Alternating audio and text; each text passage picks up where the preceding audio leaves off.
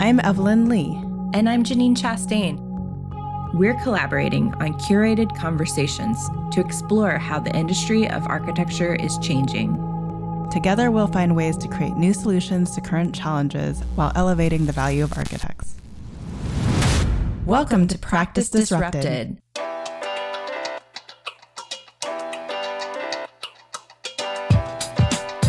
Hello, listeners. Hello, Janine. Hi, Evelyn. Hi, Disruptors. Welcome back to a special episode of Practice Disrupted. Today, we are continuing our diversity series, but through the lens of being a mother and trying to practice architecture.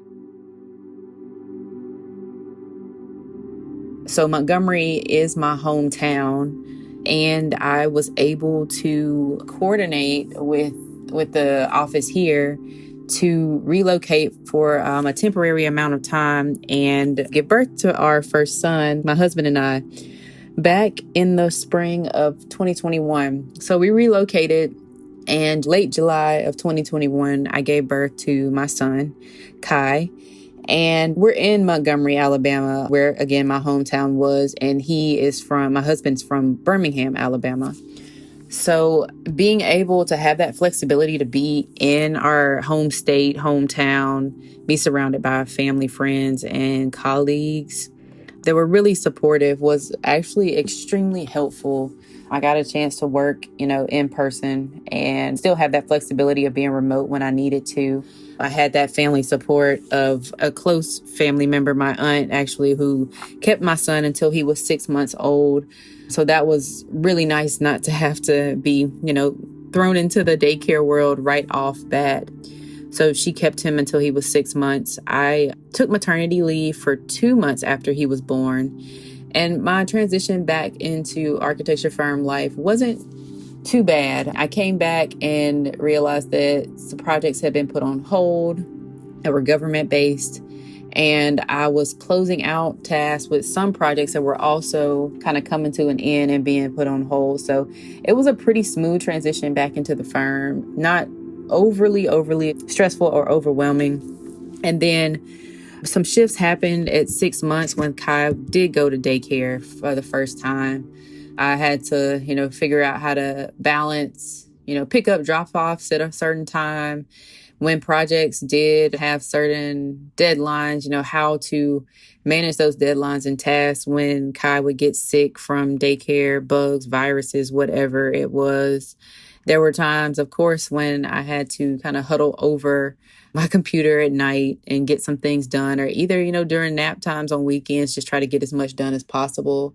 So that's kind of been the biggest challenge with scheduling. One more factor that, kind of affected our family was that my husband still had a DC-based job, and he had to go back to work in person for at least 3 days a week starting October of 2021. So he, at that point, was going and coming, visiting during the holidays once a month, and then continuing to visit once a month when 2022 hit. So that was one challenge that we did have. But at the same time, equally, we were still extremely supported by family and friends, and knowing that, I chose to stay around Montgomery just to give family more time to kind of see Kai go through his first year, as well as be able to work out of the Montgomery office and get to know and reconnect with some colleagues. It was really nice, but equally a challenge because Dad was going and coming, and we were also trying to be as involved as possible, FaceTiming every day and doing all of that. But kind of the separation will come to an end next month, actually, September 2022. Kai and I will be going back to the DC, Virginia area, and I'll be reassuming my full-time remote position with SSNA. So again, it's been really nice to have that flexibility. I'd say the most challenging of this last kind of year and a half has been, when Kai gets sick, I'm trying to balance getting work done while, making sure that, your sick child is being cared for, whether it's, 2 or 3 days at home, 1 day at home, or, something as long as a week being at home. COVID and viruses such as RSV and things like that, when it hits a daycare classroom, it, shuts the classroom down. So you have to figure out if a family member can keep your child, or if you're going to have to balance keeping your child at home while still, being on meetings at work and that kind of thing. So those are some of the biggest adjustments I've had to make. A lot of family dynamics and just, making sure that Kai is okay during sicknesses and things like that.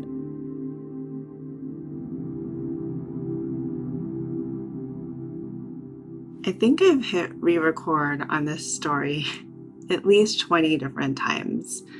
I've always been considered a workaholic. I naturally fall into that category where everyone's constantly asking me, how do you do it all? How do you do practice of architecture, do practice disrupted, participate in the AIA all at once? And the thought of adding motherhood on top of that, even though it's something that I really wanted, in a way scared me, more so because of the unknown, but also because I didn't really have anyone to talk to about that decision at that time. But I remember coming up with this agreement with my husband that when I turned 35, that is when we would start trying to have kids, not fully knowing, if this is something that was going to be able to happen right away. And having seen several of my friends struggle with fertility, thankfully, we were incredibly lucky to get pregnant relatively soon. But I also miscarried my first child. And I was left alone with those feelings, not entirely knowing what to do. It was before the end of the first trimester. We had told our parents a little bit out of overexcitement that we were expecting. We hadn't told anyone else, but I also definitely wasn't showing. And it was a second visit to the doctor after we had previously confirmed kind of the size of the baby. So I told my husband that I didn't need him there. And I had this empty feeling of being told by the doctor that there's no heartbeat present. And I didn't know how to handle it. I didn't know who to tell other than my husband. And I remember going home in the middle of the workday and wondering if I should go back to work or if I should actually take this time to deal with my feelings at that moment. Ultimately, I ended up taking the half day off, but it wasn't without my husband's encouragement.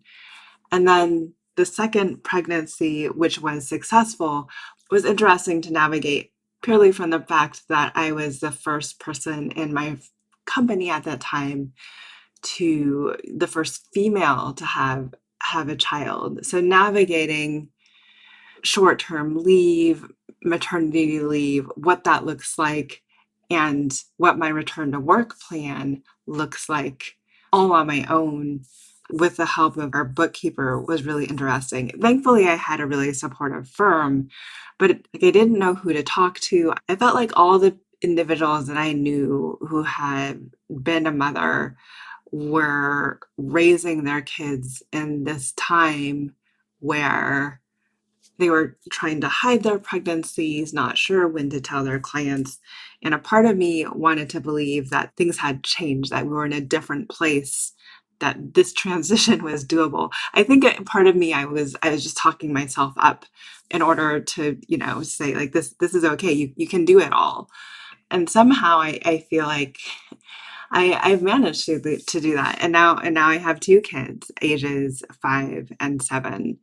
And I still get that question a lot. How do you have your full-time job? How do you do the practice of architecture? How do you do practice disrupted? How do you volunteer in the AIA when you have 2 young children at home? It really comes down to my community and the choices that my husband and I have made in order to continue growing our careers in the way that we wanted to grow them. So for most of the last 6 years, we had a full-time nanny, and most of my take-home pay, even working for a tech firm, went to supporting her hours as well as her overtime. Because when you have a full-time nanny, you're essentially their employer, and we wanted to be good employers and make sure we were paying her a living wage to live within the Bay Area. But that was a very distinct choice that Ryan and I made in the beginning, that we would put our money towards childcare so that our careers can continue to grow. There's a few things that I have learned out of becoming a mother, and one very key distinction is it is truly hard, I think, for individuals to be empathetic with caregivers and kind of all the ins and outs that they face during the day, having not been a caregiver themselves. I get called out of meetings if I get a call from the school, and managing through the pandemic has been a whole nother level of interesting navigation, especially in the beginning when the kids were both at home. My son's first introduction to school was when he was in TK. I don't know if you all can imagine a TK trying to give your first child, your oldest child, their first home or school experience from home on Zoom when they're of the age where they have very limited attention span. So that was fun. But now in the return to office and more things going back to quote unquote the way they were, navigating all of the policies that your school does or doesn't have regarding whether or not your child is sick and whether you should test your child for COVID and then what to do after they're positive. You're actually somewhat reverse incentivized as a parent to report your child's illness, because that could potentially mean, depending on school policy, you have to keep your kid home with you for the next 10 days. And when your kids are of school age, essentially that's prime childcare time for parents. So if they're not at school, that means that they're at home with you. One thing that I really personally struggled with as my children were younger was whether or not I'm fully equipped to take care of my children in a way that my nanny could. I need time around adults and adult conversation. And I remember the first couple years, even after my daughter was born, of being very anxious of times and not necessarily looking forward to the time that it was just me and the kids, because I didn't know what I would do to keep them entertained. And I got very anxious about it. That eventually went away over time. One thing that was interesting regarding motherhood in general and the outsider perspective was having Janine visit our house recently, just this last weekend, in fact. And one of the comments that she made that stuck out with me, well, two of the comments. One was, can you see how far you've come? She's known me as an individual, single, a single career-minded woman, now to this mother living for all intents and purposes in the suburb, raising 2 elementary kids. But she also noted that they've brought out a different side of me, a softer side of me that she just doesn't see in the professional world. I don't know if I still unintentionally compartmentalize those two worlds, because this feeling that motherhood and being a mother isn't as well accepted in the profession. I hope pre-pandemic that's something that we can change. And I'm definitely finding more ways to work more flexibly and asynchronously to make it work for our own project teams at Slack. So a lot of the conversations that I've been having right now is how do we make it work within architecture practice to allow people to have not necessarily balance. It's funny to me that people are always in search of, work-life balance. There will be times when I'm focused on work, and there'll be times when I'm focused on family, and there'll be times when I need to be more focused on work and times when I need to be more focused on family. So whether or not you actually achieve a balance, I think is questionable, but how you manage all of the priorities and whether or not you do so on your own or if you do so with a broader community. And I've chosen to do it with a community in partnership with my husband, working closely with the other caretakers of our children. We've since gone to an au pair. That's how I manage. I don't know if I ever truly find balance, but I would hope that in this new way of working, we at least find ways to allow for greater flexibility so people are able to work and be a part of a firm and do their work when they are most productive. And if that's outside of drop off and pickups, and if it's like me late into the night, I think that'll be a move in the right direction. And hopefully we can talk more openly about what it's like to be a mother, not only within practice, but I think also to our clients when it comes to managing overall expectations.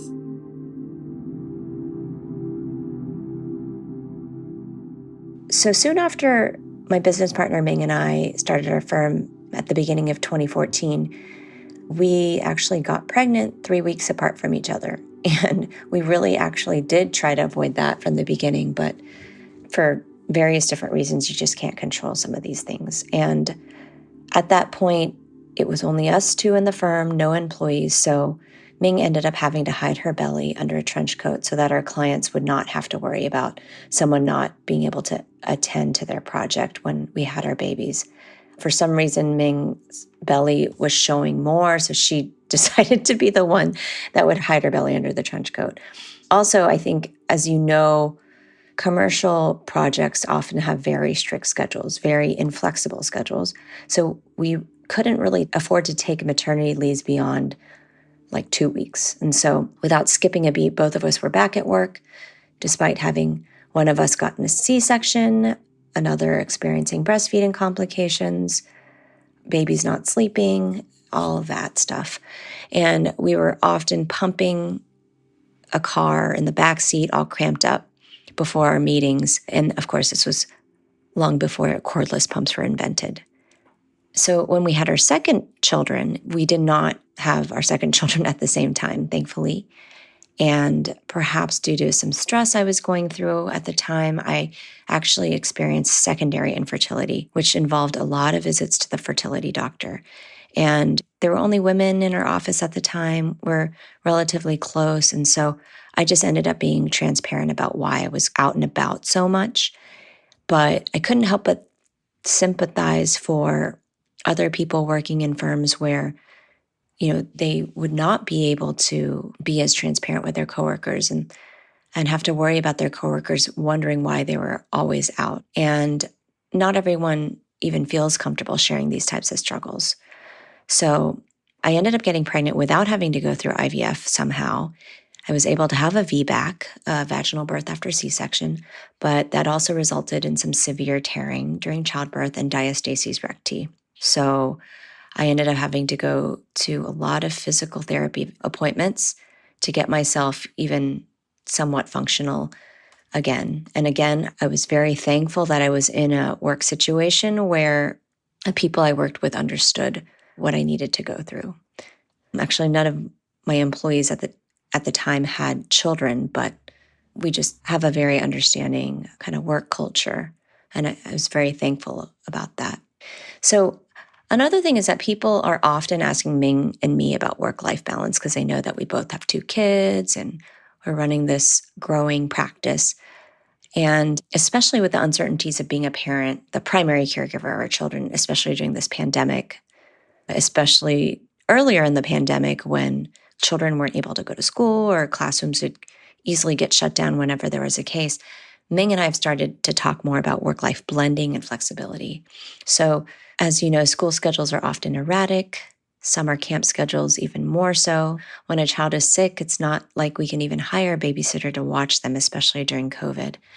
I remember earlier on in the pandemic having 2 kids at home, just while working full-time and teaching, actually. I nearly died. There were a lot of very late nights and weekends struggling to keep up with work. There were certainly a lot of meetings where I had to take them with kids sitting under my desk and muting whenever they were yelling or crying. I think we work in an especially difficult industry for mothers because unlike, say, a photographer or a hairstylist, like our projects last for years and years, require constant and unexpected attention.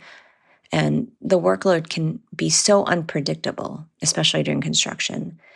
At the same time, especially in the early years of life, a mom may want to work part-time to bond with the child, to recover physically, but also to feel professionally engaged at the same time, which is actually something I've never been able to experience as an owner of a small firm. I think also being a firm owner gives me this unique perspective where, especially in the Bay Area, where women are having children later in life, they are in a pretty senior position when they may want to take maternity leave or work part-time. And I think the challenge is that as much as I want to allow mothers to work part-time, it's really hard because people in leadership often have to be those people putting out fires in a really timely fashion or providing consistent guidance to junior staff. And I just hate to admit it, but it's been very difficult for mothers to kind of be able to take on these important roles in a part-time position. I'm not saying it's impossible, but definitely challenging. And sometimes other employees or the firm owner may have to pick up the slack. So as much as I am a proponent of letting mothers go part-time and being flexible, as a firm owner, I understand the challenge. So am I saying there is no solution? No. Right now, I think what I've come to the conclusion of is that the compromise may be a mother or parent working full-time, almost full-time, but with some boundaries on flexibility. That is maybe having them work 9 to 4 consistently every day so that, their coworkers, their junior staff can really count on them to be there, or maybe to allow them to make other hours flexibly after the kids go to bed or on the weekend. But then that begs the question, is that fair to others who don't have children or will never have children? Can others get this kind of flexibility? And I think this is probably easier to pull off in a small firm, but we just try to cultivate a culture of trust and ownership of projects in our firm. So, for example, if an employee has built up some amount of social capital in our company, maybe they've been having a hard time passing their exams, we've been open to arrangement where they may work more intensely during, Monday through Thursday and then be able to take some time off on Friday so that they can really focus on studying and then studying through the weekend. There's no perfect solution or formula for it. And I think I'm kind of shifting from talking as a mom to talking as a mom who's also a firm owner. It's the challenge as a firm owner to allow for flexibility while not making things seem unfair for others. But I do believe, and as I've tried different things, that there are ways to make it work across the board for mothers and other people alike.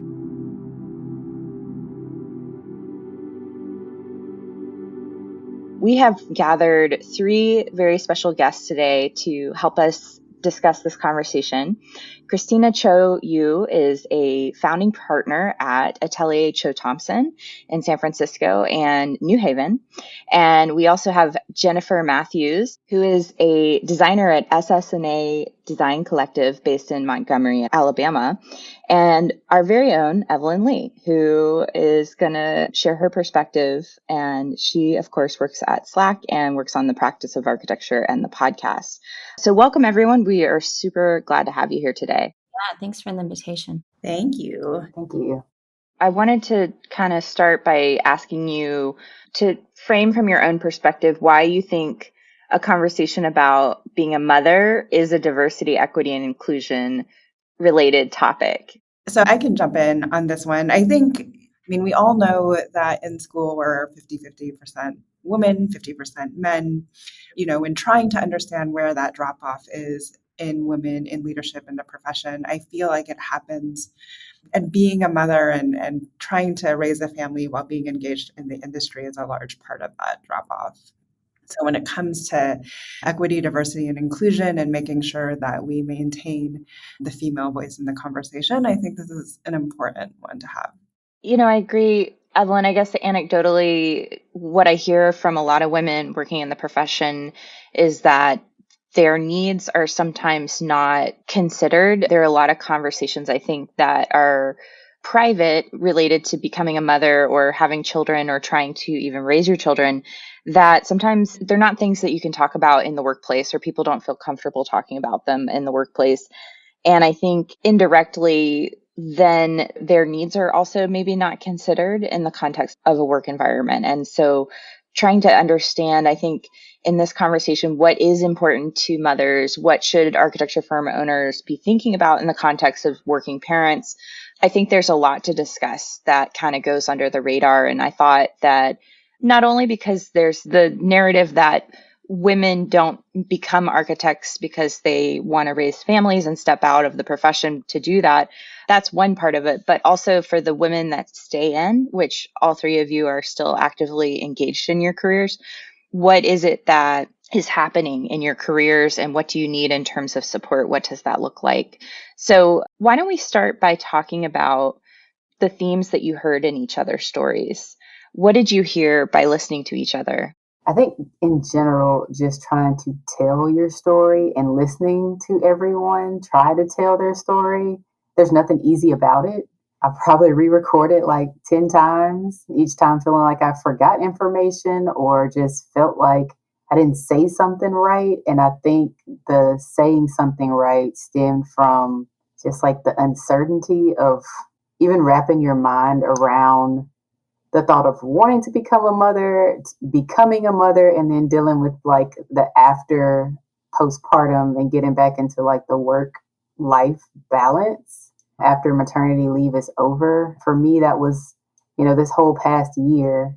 And COVID created a lot of flexibility. So work from home, whereas I often think about even now, like, how did moms even do this before COVID happened? Like, when we didn't have the flexibilities to work from home and it wasn't as accepted, sometimes I wonder what would I have done if I absolutely had to get out of bed every single day, drive into an office, get on the metro and go to work.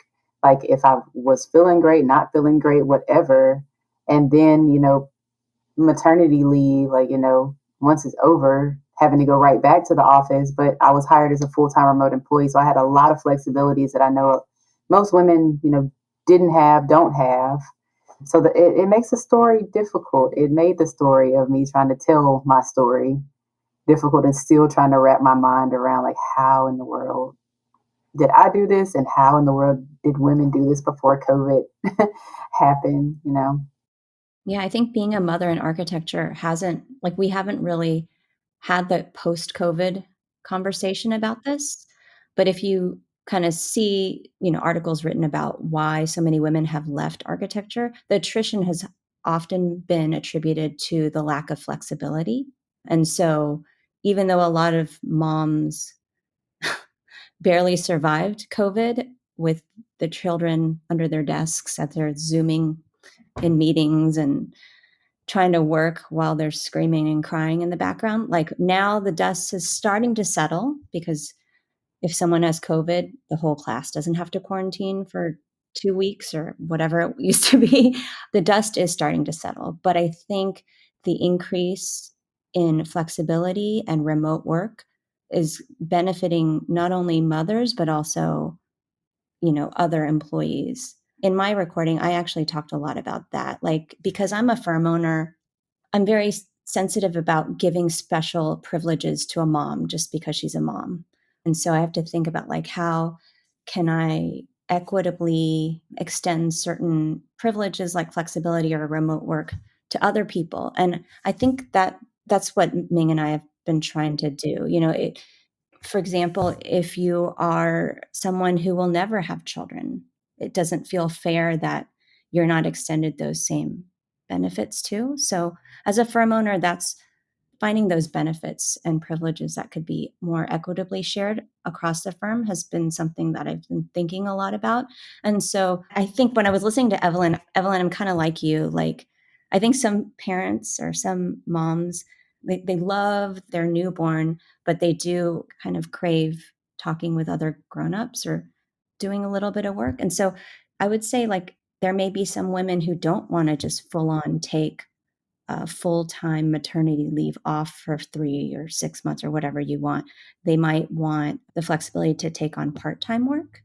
And so similarly, like someone who's having a hard time passing their ARE exams might want to like take Fridays off to study before their exam on Saturday or something. So I think there are other ways of offering that flexibility to people who don't want to become parents as well, or are not parents at the time.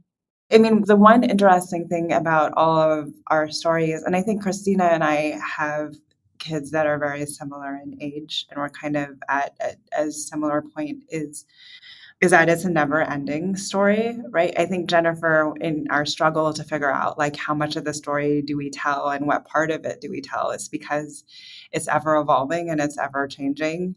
And that's kind of the predictability of life, or my ability to control my own schedule's predictability or lack thereof, is just definitely something that I've had to give into as like a parent and a mom in a way that I never really fully would have empathized with had I never had been a mother.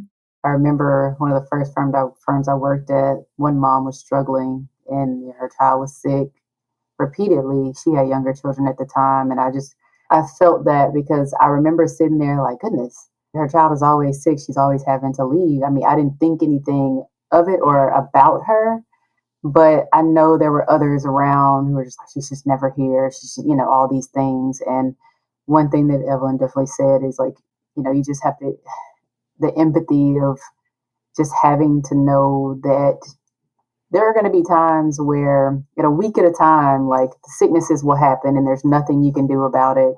You're going to miss this, you're going to miss that. And just understanding from one mom to the next. I mean, that's how it is, especially this first year in daycare. There, the constant sicknesses on top of COVID exposures, on top of RSVs, on, ear infections, whatever it is. It's like at least once a month something is happening. And there's really just nothing you can do about it except do the best you can and hope that your team at work is supportive and understanding. I've been lucky enough to have that. So, yeah, I want to talk about what supportive environments look like. I think, Christina, you raised a really good point around how do you create equity around this issue to support all of your team members. And so when we talk about what those policies could be and what works and what doesn't, let's frame what does it mean to have a supportive work environment for a mother? Yeah, I think the challenge is that some of the special circumstances or the special arrangements we've made are not codified like in the employee handbook. And I fully acknowledge that that's possible because we only have, I always lose track, maybe 12 or 13 people in our firm. Like what do you do when you're several hundred people? And I suppose even at a big firm, there are studios, but there need to be some ground rules. And also, I'm also aware of the fact that whether it be because there's an employee who's a mom whose child is often sick, or maybe you're a caretaker for a family member who has a terminal illness, there needs to be a certain amount of understanding, but also some ground rules. So, because as understanding as we want to be, at some point, this person might not be available and doing their work to the point where it kind of inconveniences and burdens those around you having to pick up the slack. So there's just always that. I mean, I think it goes both ways. Like as a mom or as someone being a caretaker, I hate to use this word, but like you can't come into it entitled, expecting everyone to be understanding and work around you. At the same time, if someone on your team is going through that, you should be understanding as well. It has to be both ways. I'm speaking from personal experience when I kind of felt like it wasn't. That's an interesting question. And Janine, I think I would have answered it differently pre-pandemic, frankly, than I would have now, because everyone is ultimately desiring some level of schedule flexibility, whether that is for caretaking or not. There's just things that people want to do other than spend, the hour in a car getting to work and the hour driving home, or whatever other commute situation that you are in. When it comes to mothers in particular, I think there's just a level of empathy there. But then as a mother, I think there's a lot that, especially people that are mid-level managers or firm leaders that we need to learn relative to communication, right? And creating workflows and processes so that team members still know how to react and can continue to work when we do need to step away for those instances. So, going back to Christina saying, like, what is the give and take there? So outside of maternity leave, I think people are questioning like what is return to office different for the intern than it is for somebody that's been at the firm for 10 years? Is it different for mothers and somebody that it doesn't have a child? And frankly, the most equitable way to approach that, I think, is to do it by job rank and descriptor, like it's a job description, as part of that individual's job role and title is independent of whether or not they are a mother, whether or not they're single, but keeping in mind all the flexibility that not only mothers want, but everybody wants. There's a group of people at my firm actually that are dealing with like newborns to children through elementary school. My immediate supervisor, like the architectural department head in a way, she has a daughter who's in second grade of elementary school. There's people on our engineering side that have children in elementary school. And then I went through it with two other employees at the time where we all had babies at around the same time, two architecture and one was structural engineering. All of us had access to maternity leave through FMLA.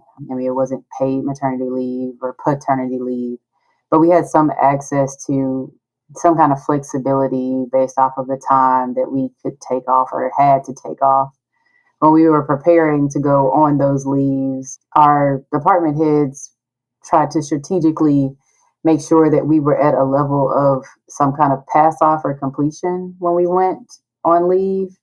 And then when I was coming back to the firm after maternity leave, we had actually had a lot of projects put on hold by the government. So I came back in at a time where things weren't super crazy.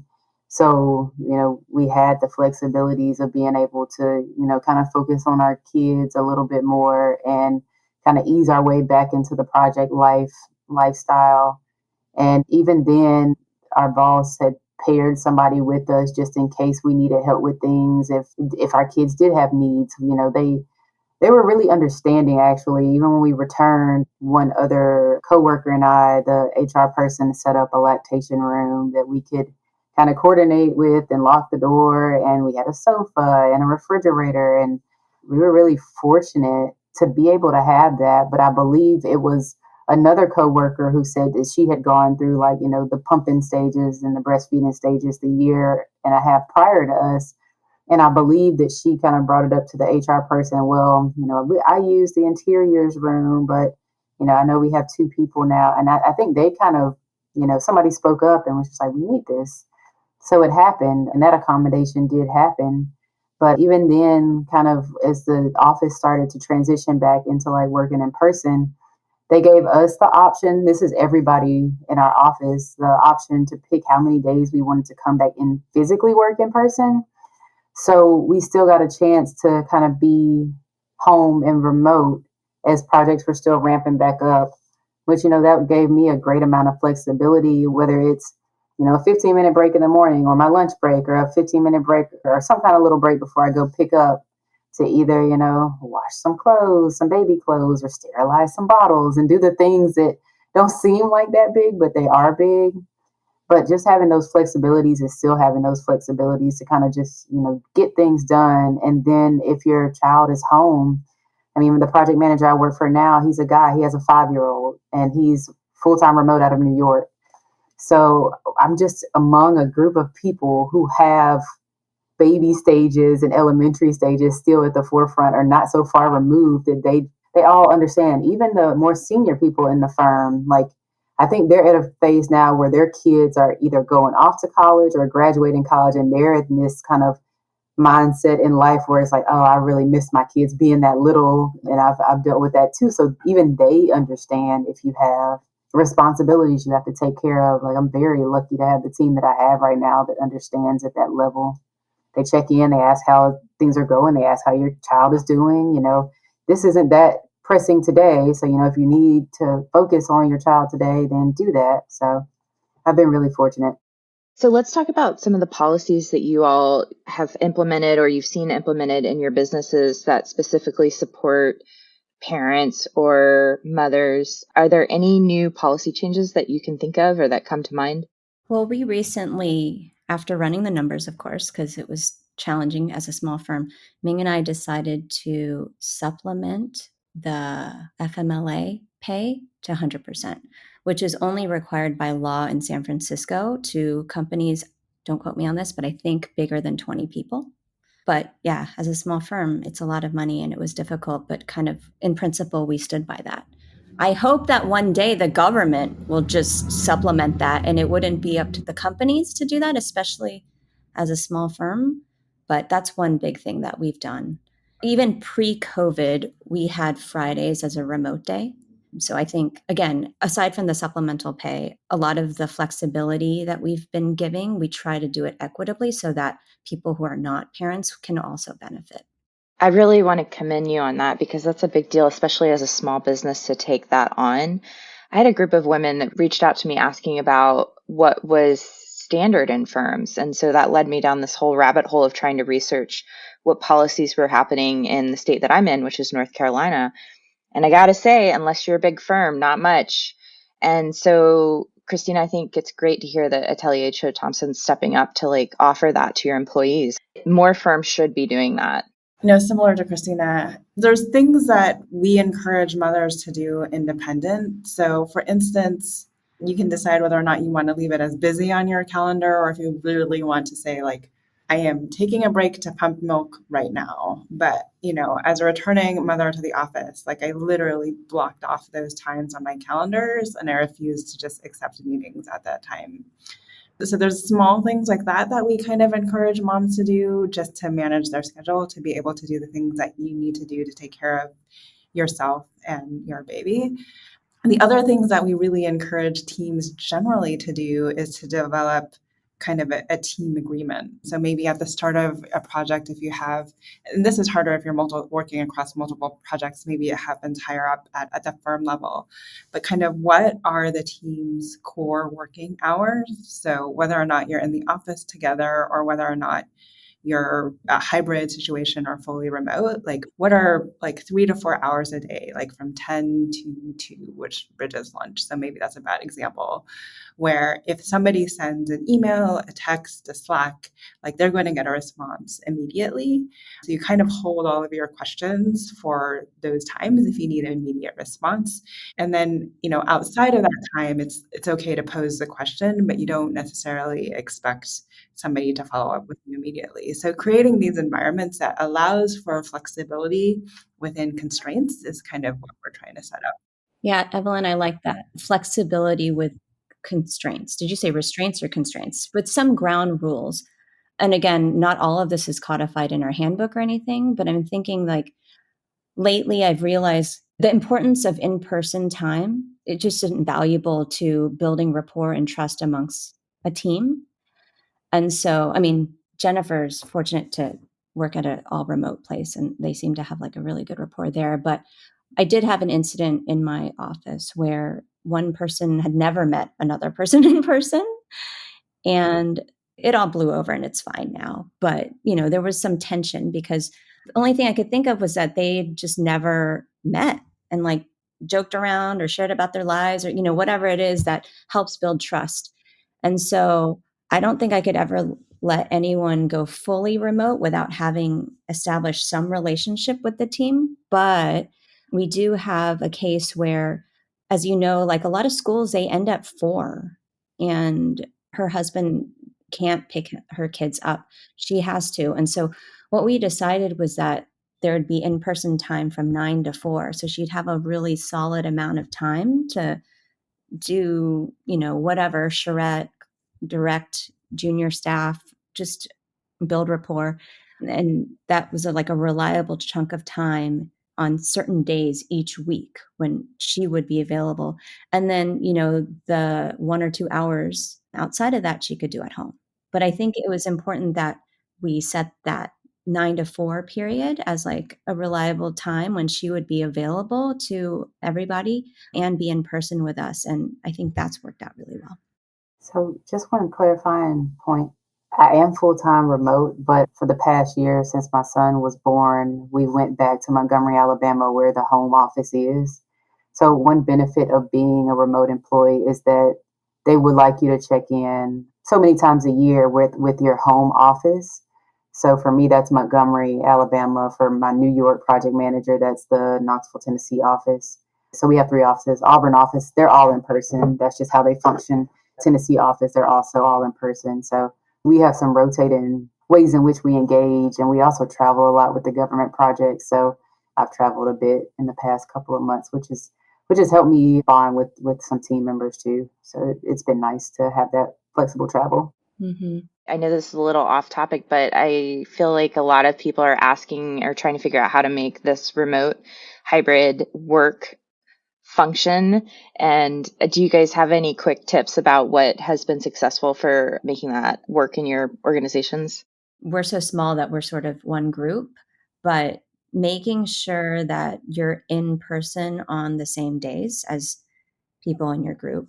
Because I've heard some firms saying, like, just come in 2 days and then no one's there on the days that they're there. And so effectively, it's not really working. I think also that when you do come in, we were better about this earlier, but we kind of come with an agenda for that day we're in person so that people really feel like, that day in person was used as best as it could, and you were doing things that you couldn't do remotely. And so I think having that agenda and laying it out for people so that you kind of stick to it and you make the most of your time together has been very helpful for us too. So intentional in-person time. Yeah. So at Slack, we're digital first, but that we always say digital first doesn't mean ever in person. So teams are budgeting for the next business year already. So included in that budget, especially for distributed teams, is thinking about how often you bring your team together and what that looks like. But every team at the team level is allowed to create kind of their own team agreements of how they work together. And I do know, for instance, our design team makes an attempt to come in Wednesdays, but they also make an attempt to clear their calendar of any other outside meetings on Wednesdays. And that's when they have all of their team meetings and like just do the things that you can only do in person on those days. Well, like today, I came into the office and now I'm sitting in a conference room, right, for a couple of hours recording this podcast, which is fine. But I don't want it to be the norm where like people are just going into the office to jump on a whole bunch of Zoom calls because that definitely is kind of a waste of a commute then. So how do you create really intentionality around those in-person times? And I think building an agenda is great in that sense. I think just connecting in terms of some of the platforms that you can use when working remote. Like right now, we're all sharing, our cameras are turned on, we can see each other kind of talking and facial expressions. I think that's really big when working remote. But I also realize that not everyone is comfortable turning their camera on. And I definitely see that a lot in my firm. I've even seen it in the last firm that I was in when COVID first kind of started. But I mean, not everybody is comfortable with it, but you feel so much more connected. I feel like when you can see the person you're talking to.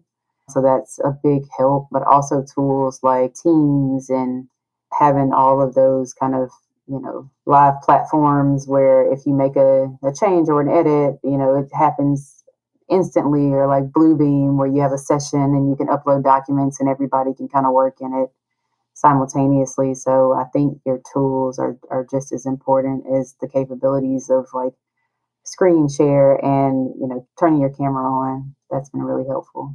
Yeah, I want to piggyback off of that. I think it's also important when you have like the teams or when you use Slack that you also have space for the work, but space for the socialization that you would normally have in the office. So we have a whole workspace dedicated to social channels. There's one called Parentland that's in there for parents, and then somebody else started up one that is called like My Kids Are Screaming, and it's like people go in there and post like whatever ridiculous thing that their kids are yelling about. Like my kid asked for a ham and cheese sandwich, and I gave them a ham and cheese sandwich, and then they wanted a slice of pizza. So, and they're screaming. So it's literally, I guess, like, yeah, my kids are yelling or my kids are screaming, but it's allowing for those moments to happen. We interviewed Helen earlier in on the podcast, and Helen and I realized that we had been talking throughout the pandemic, both kind of informally and professionally on Zoom. And we'd never actually met one another in person. And we live like less than 2 miles away from one another. But it was the pandemic. So at the time, we were all in our own little bubble. But you can form genuine relationships through the tools, but I think you have to set them up in a right way to make it successful. No work is always about work. So how do you allow for those social moments to happen no matter where people are working? I don't have children, just to preface that, like to frame the conversation. I haven't gotten to a point where I feel like confident enough in making that decision. And it is something that like I feel a little bit overwhelmed about, to be totally honest. I don't know if you'll ever be confident enough to make that. I don't know that I'll ever be confident enough. Not because you lack confidence, just because I don't think you're ever fully prepared until. Right. Mm-mm. That's what a lot of people have told me, like you just jump in at some point. And I guess, well, I don't know, some days I'm just like, man, I can barely just take care of myself. So how could I possibly bring a little kid into the world? And, but one thing that Evelyn, you and I talk about a lot when we're offline, it's funny because like I don't think a lot of people get to see you interacting with your two kiddos, but like in between us recording, I like see Kenley and Aiden all the time in the background of the Zoom calls and stuff.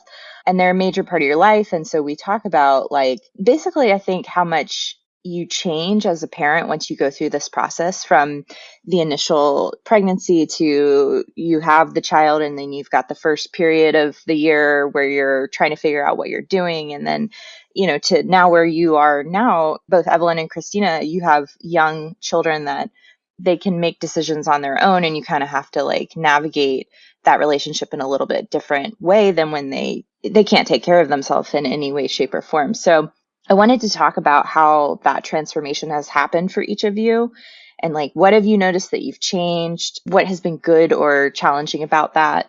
I think for me, I mean, like Evelyn said, like you're really never prepared. In my mind, like my husband and I knew there was a time period or a time frame or a time or an age that I didn't really want to go beyond. So I knew that, and I knew like I was approaching the age, and we were just like, okay, when it happens, it happens. We'll be happy. We're excited. It happened.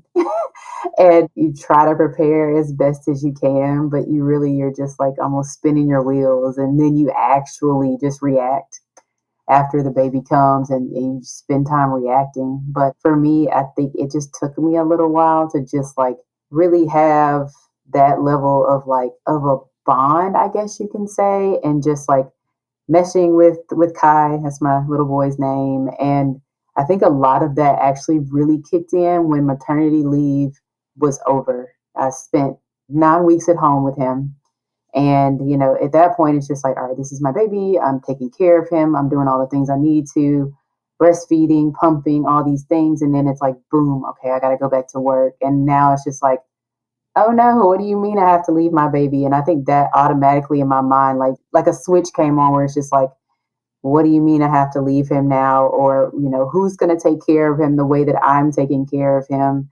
Luckily, I had a family member who kept him from months 3 to 6, but then daycare was a whole other like switch where it's just like, you mean I have to trust a stranger to take care of my baby? Like I went through all of those phases, and it's never easy at all to like, I think, make those transitions from one thing to the next. Even now, I'm starting a new daycare. It's like all these, things, all these emotions, and then trying to balance that with work every day and trying to maintain this like mental capacity of, all right, I have all these checklist things I need to do before pickup, or I need to pick these things up on the way of picking him up, in addition to all these team meetings that need to happen, and then these deadlines that have to happen. It's like maintain some kind of like just way of life, balance, consistency, still wanting to be like that dependable team member for work, but at the same time still being kind of super mom and like trying to lean on my husband to do things too. I don't think there's a perfect way of any of it happening, but I really have to take it a day at a time. I think somebody a while back said, you just have to embrace the chaos. And literally, like, I have to embrace the chaos to not make myself crazy. Like, I take it a day at a time, a week at a time, and whatever is kind of like dealt in my cards for that week, I have to do it. And now, as projects are picking back up, I'm having to, do work sometimes at night after he goes to sleep, especially if he gets sick. Like when he goes to sleep at night, 8 p.m., I may have to pick up a book. I may have to pick up, and email people back. And that's just kind of how, like, my last. That's actually my favorite time to work. It's like literally like 10 p.m. to like 2 a.m. Yeah, I'd probably say very fortunate to have been eased into this point now in life where now it's becoming like my probably most peaceful time of functioning. Even though I have the work day, I still feel like it's still such a scramble because everybody needs something. So that's just kind of how I function right now. And it's kind of almost the accepted. And somebody at a last firm told me that. She was like, the best work I do is after my kid goes to sleep at night. And for the life of me, I was like, I don't even know how you function at that time. Well, I'm here now and I'm functioning probably better than any other hour of the day. So that's me. Well, I think as architects, you like things orderly. You kind of have to let go of that as I look at Legos and art supplies all over the ground right here. But all kidding aside, this might be because I'm a firm owner, but as much as I have flexibility, I'm kind of like always working because there's always something I need to deal with that I remember on the weekends or at nighttime. And so I've realized that I've had to find creative ways to integrate my children into work. I don't know if that's a good thing to say I do, but like I try to be present for my children, but at the same time, especially as they get older, I think there is some benefit to not shielding them completely from what I do at work. Because my mom was a working mom. She was an anesthesiologist, and all her office stuff was in this cottage next to our house. And so there are sometimes she would have me like write checks and endorse checks. And I don't know, that kind of set me up for life in a good way. And also, she showed me that it was possible to be this like successful working mom in a very demanding career. Like she was like the only minority and woman in her group. All the challenges she faced, that's like another podcast. But she showed me that it was possible to like integrate me into some aspects of our work. And as a result, I have to say, like, I feel like that's why I used to be a structural engineer. There weren't that many women in it. Probably seeing her do what she did gave me confidence to enter into this male dominated field and know I could do it. And so I'm not afraid, like actually I employ my daughter after school. She, not every day, but sometimes she like sorts the product library. She endorses checks for me. She sweeps. And I think that builds a work ethic and sense of responsibility at an early age.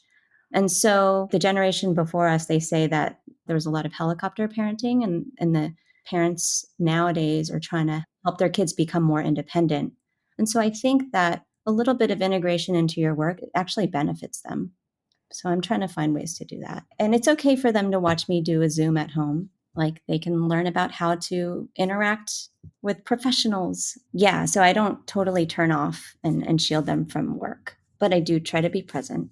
I have very distinct memories. When I was younger, my dad would travel a lot, and my mom took me with her to class. She was finishing her master's, and I would literally just be sitting in the student lounge while she was in class doing classes. And I think that had a big impact in kind of my own work ethic, or the perception that like it's okay to work and be a mom. But yeah, perfectionism, I think, definitely falls aside. How I prioritize things in the day, like if I absolutely need to get something done, I block off focus time on my calendar and I make sure I get it done while my kids have childcare. So whether that's at school, we just transitioned to an au pair, which has actually been a wonderful transition for us. The other thing that my husband and I have been doing more often too, also because of our au pair, frankly, is finding time away from our kids to kind of enjoy our relationship with greater intention than we ever did before. I think when you're childless, it's very easy to kind of go through the work week and then, on the weekend be like, hey, what do you want to go do and hang out together? When you're a homeowner dealing with home maintenance and everything that comes with that, on top of having two kids and literally having your schedule filled with, we had soccer on Saturday and a birthday party on Sunday, then we needed to be a lot more intentional about just finding time to spend with ourselves too as adults to build that relationship. That's a good point, Evelyn. And you had a house guest, your podcast partner.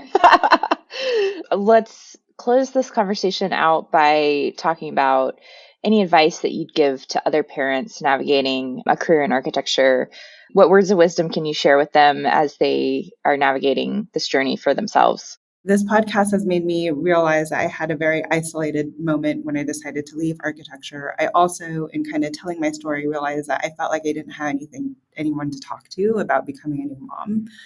I feel like that's less the case now. There's a whole Mothers in Architecture group on Facebook where people can reach out and ask all sorts of questions.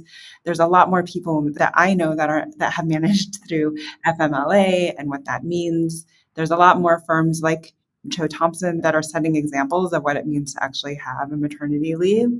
So I would say, don't be afraid to reach out into your community. And there's even people who aren't quite ready to be a mom, but want to ask questions of mothers and that Mother in Architecture's group on Facebook. So it's a very welcoming community.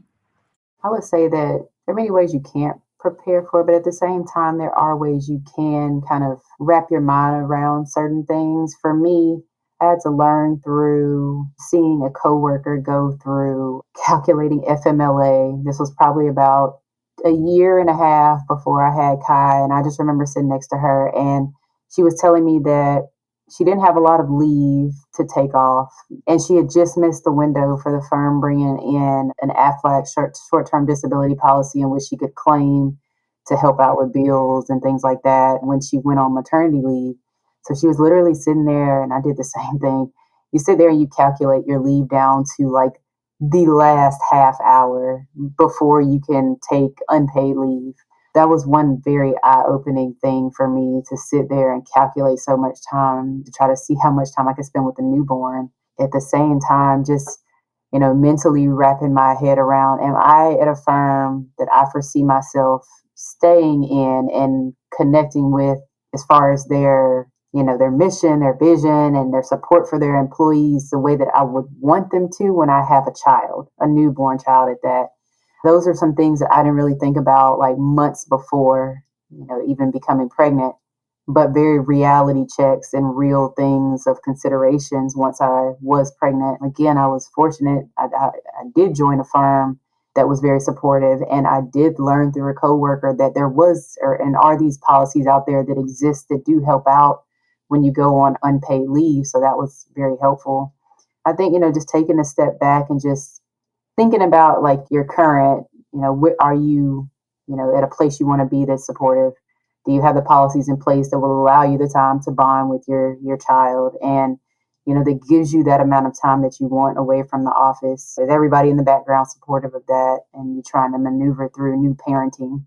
Those are two really big things that I would definitely tell any woman in architecture, any person in architecture for that matter, mom, dad, whoever that parent person may be, but very big considerations that I wish I would have had like just the inkling about before. I think the only set of advice I'm thinking of is maybe more for firm owners, if that's okay. I think providing a bit of flexibility, not only to moms, but to other people, will help your retention rate. And there's nothing as inefficient as a lot of turnover in your firm. And so I think kind of shifting your mindset towards that is wise.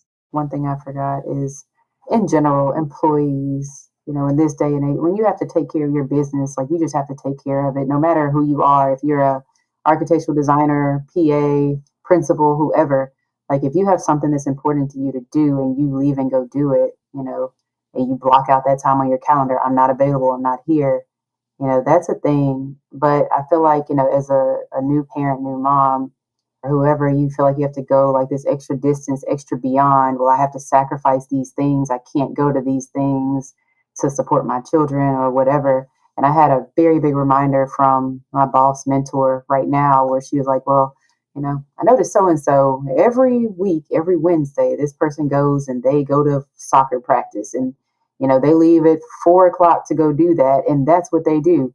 And I'm sitting here like crunching on my, my keyboard and trying to like speed things up and do all these things and get it in so I can feel like I can step away from my computer to go to gymnastics. And I'm just like, well, why am I doing that? Like this person, this is important to them and they just go do it. Why am I sitting here guilt tripping myself for something that's important to my child and to me when, work is always going to be there. It'll be there tonight. It'll be there tomorrow. But, your child's memories and things, they pass and they go, and your family's memories pass and go.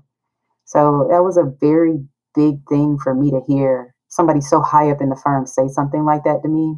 And a woman in architecture, a Black woman in architecture, it was a very big realization for me that, firm life goes on with or without you. And, you still need to make time for yourself, your family, your children, and all the things that come with it. So, yeah. It's interesting how this conversation is focused on mothers, but at the same time, we're saying like build in policies that support everyone. I think if you're really looking to attract and retain people over an extended period of time, you have to realize that people's lives will change over that course of time. Like, especially if you hire them when they're out of college, they get married, they have kids, like their needs and their ability to spend time on various different things is going to evolve and change. So make sure you're just creating policies that adapt to kind of the entire, we call it a life cycle of an employee here. But in today's day and age, building in flexibility, I think, is key.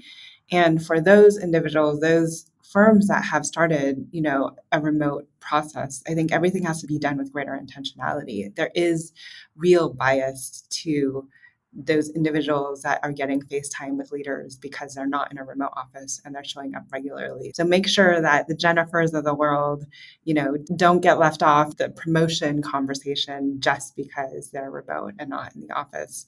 And make sure that that dual situation doesn't happen either and those biases aren't created. I think that's why flexibility with ground rules is important, because if it's, everyone must be there 9 to 4, there's not one person left out. Also, I think it's important for the people seeking flexibility to be aware of how what they're asking may affect others in the office, whether you're a mom or not. I think the through line on this conversation is just more two-way dialogue with the partner that you're working with in the firm or the firm owner. If you're trying to create a situation where you can have a family, it sounds like you need to be in an environment where you trust your employer enough to have open, transparent conversations to build a working relationship that you both can succeed in terms of getting the work done and managing what you need to get done in the office. And so I think probably my advice to people that are working for someone would be to ask yourself if you feel like that trust in that relationship in that office exists. And if not, can you build it? And if not, maybe you need to go somewhere else. And for the employer, I would say to not treat someone who's pregnant differently, but to engage them in a meaningful conversation that demonstrates that you care and that you're invested in that person staying at your firm and trying to find solutions that help support that person, but also doesn't make that person feel alienated or isolated, which I think is a theme that is pretty consistent with our show. Thank you very much for doing all this work with us. Thank you so much for participating. Thank you for the invite. Yeah, absolutely. Thanks, everybody. All right. Bye, all. Bye. Bye. Hi, Disruptors! If you like the content from today's show, you can find all of our past episodes over on practiceofarchitecture.com/podcast. Be a part of the conversation by joining us, our speakers, and others in the community at practiceofarchitecture.com/community. Our social media handle is Practice of Arch. That's Practice of ARCH. We'd love to hear from you, so feel free to drop us a DM and say hello. Thank you for joining us on Practice Disrupted, a podcast by the Practice of Architecture. Tune in next week for a new conversation on change in the profession.